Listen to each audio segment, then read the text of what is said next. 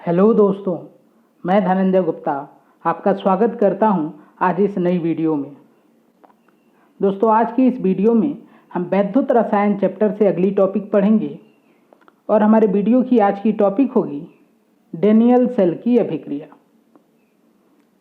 जैसा कि आपको पता होगा कि हम लोग इस समय डेनियल सेल की स्टडी कर रहे थे और इस टॉपिक में हमने पहले पढ़ा था डेनियल सेल की संरचना, फिर उसके बाद हमने दूसरी वीडियो में पढ़ा डेनियल सेल की क्रियाविधि।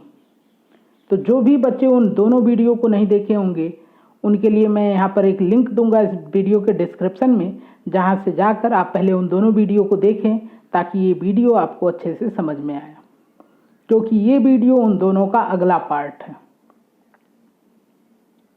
तो चलिए आज की वीडियो शुरू करते हैं। आज हम लोग पढ़ेंगे डेनियल सेल की अभिक्रिया। इसके पहले मैं थोड़ा सा रिमाइंड करा देता हूं आपको डेनियल सेल की संरचना और क्रियाविधि, ताकि आपको आसानी से समझ में आए।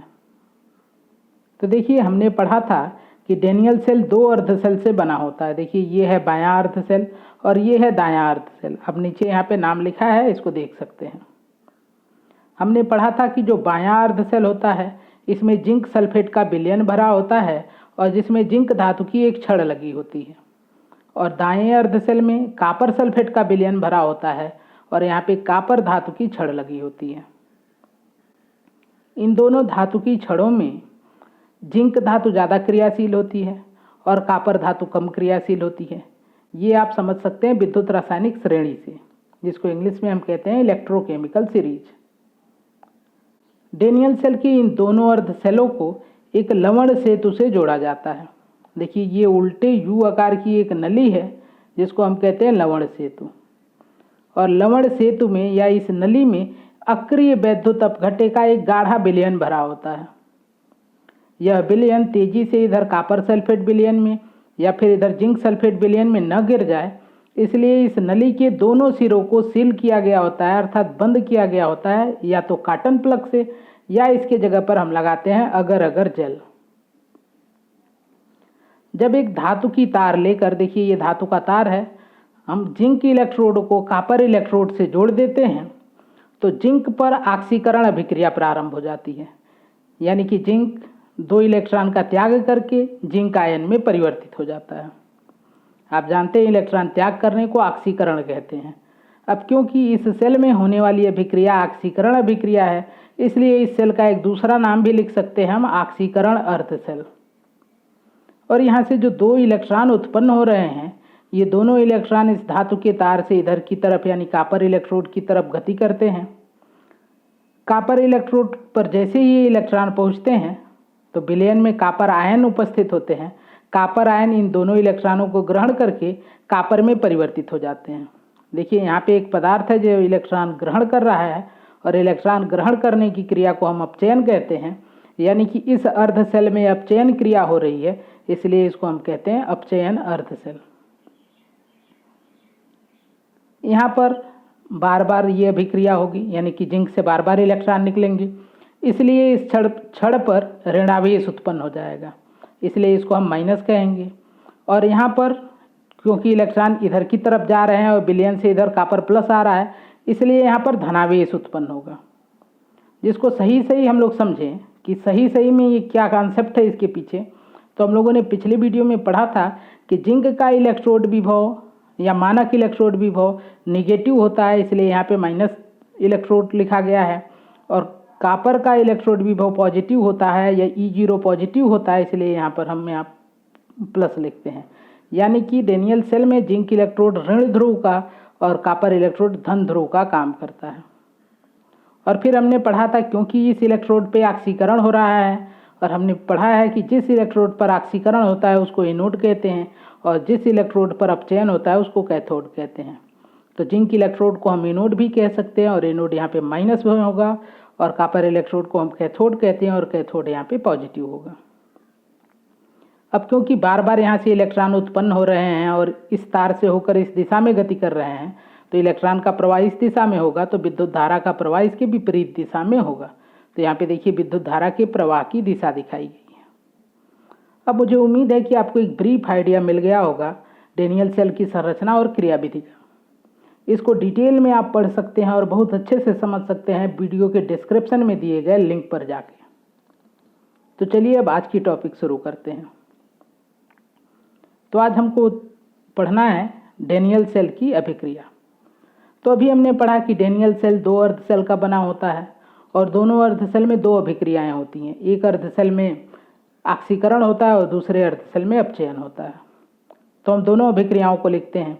तो देखिए हमने पढ़ा था कि डेनियल सेल की ऑक्सीकरण अर्ध सेल में ऑक्सीकरण अर्ध अभिक्रिया होती है। अब अर्ध अभिक्रिया इसको क्यों कहते हैं ये आपको बाद में समझ में आ जाएगा। अभी आप ध्यान दीजिए कि ऑक्सीकरण अभिक्रिया होती है और ऑक्सीकरण अभिक्रिया जो कि डेनियल सेल में होती है, इसमें जिंक 2 इलेक्ट्रॉन त्याग करके जिंक आयन बनाता है। और डेनियल सेल के अपचयन अर्ध सेल में अपचयन अभिक्रिया होती है जिसमें कॉपर आयन 2 इलेक्ट्रॉन ग्रहण करके कॉपर धातु बनाता है। देखिए ये हो गया अपचयन अर्ध अभिक्रिया, ये हो गया ऑक्सीकरण अर्ध अभिक्रिया। अब ध्यान से समझिए यहाँ पे अर्ध अभिक्रिया क्यों कह रहे हैं, क्योंकि ये आधे सेल की अभिक्रिया है और ये आधे सेल की अभिक्रिया, इसलिए हम इसको अर्ध अभिक्रिया कह रहे हैं। लेकिन जब हम इन दोनों को जोड़ेंगे तो हमको पूरे सेल की अभिक्रिया प्राप्त हो जाएगी। तो देखिए अब इसको जोड़ते हैं। आप देखिए यहाँ पे इस एरो के प्रोडक्ट साइड में 2 इलेक्ट्रॉन हैं और इधर रिएक्टेंट साइड में 2 इलेक्ट्रॉन हैं। तो ये 2 इलेक्ट्रॉन इस 2 इलेक्ट्रॉन से कैंसिल हो जाएगा, तो इसको कैंसिल कर देते हैं और तो हमको जो सेल अभिक्रिया प्राप्त होगी, क्योंकि 2 अर्ध सेल की अभिक्रिया को हमने जोड़ दिया है तो सेल अभिक्रिया हो गई है।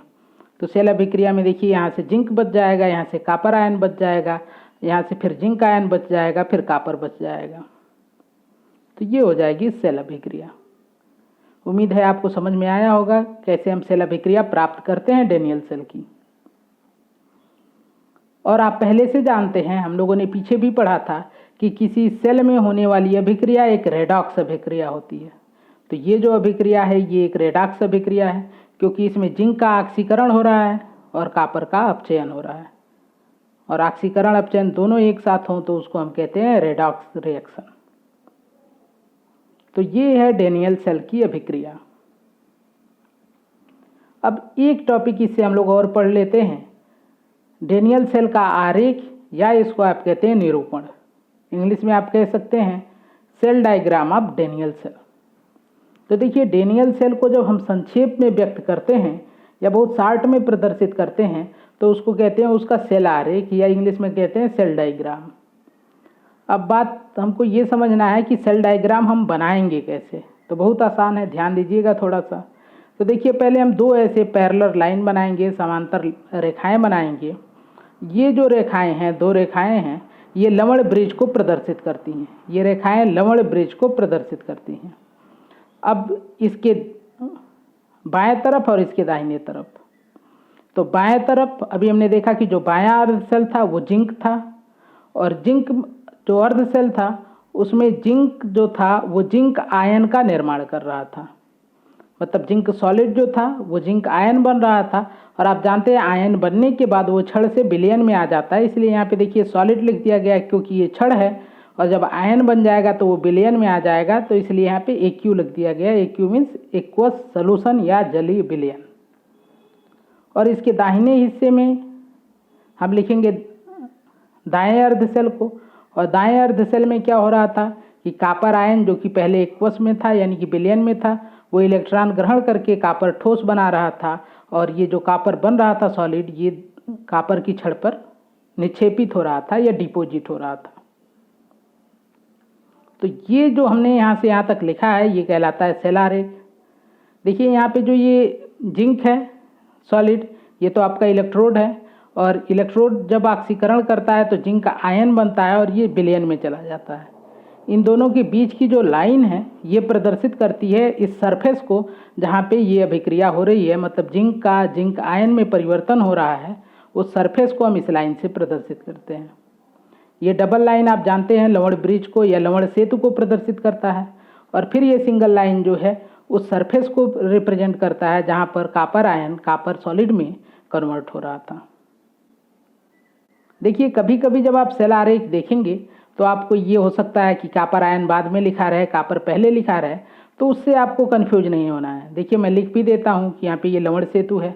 देखिए जिंक वाला तो जैसे था ऐसे ही है, लेकिन कभी कभी आपको ऐसा लिखा हुआ मिलेगा कि कॉपर सॉलिड पहले रहेगा और कॉपर आयन बाद में रहेगा, तो इससे कोई दिक्कत नहीं है, ऐसा बहुत सारी बुक में लिखा रहता है। तब भी आपको यही मान के चलना है कि इधर वाला ऑक्सीकरण है और इधर वाला अपचयन है। मतलब जो बाएं साइड में है आपका वो हमेशा ऑक्सीकरण होगा, दाएं साइड में हमेशा अपचयन होगा, चाहे उल्टा लिखा रहे चाहे सीधा लिखा रहे। उल्टा सीधा में चाहे Cu प्लस पहले लिखा रहे चाहे Cu सॉलिड पहले लिखा रहे, उससे कोई अंतर नहीं है। अब इसको कैसे याद रखना है, इसके लिए हम लोगों ने पिछली वीडियो में भी एक ट्रिक पढ़ी थी, उसी ट्रिक को हम यहाँ पे दोबारा पढ़ लेते हैं। तो हम याद रखेंगे इसको एक शब्द से जिसको हमने पढ़ा था लोन, स्पेलिंग होता है LOEN।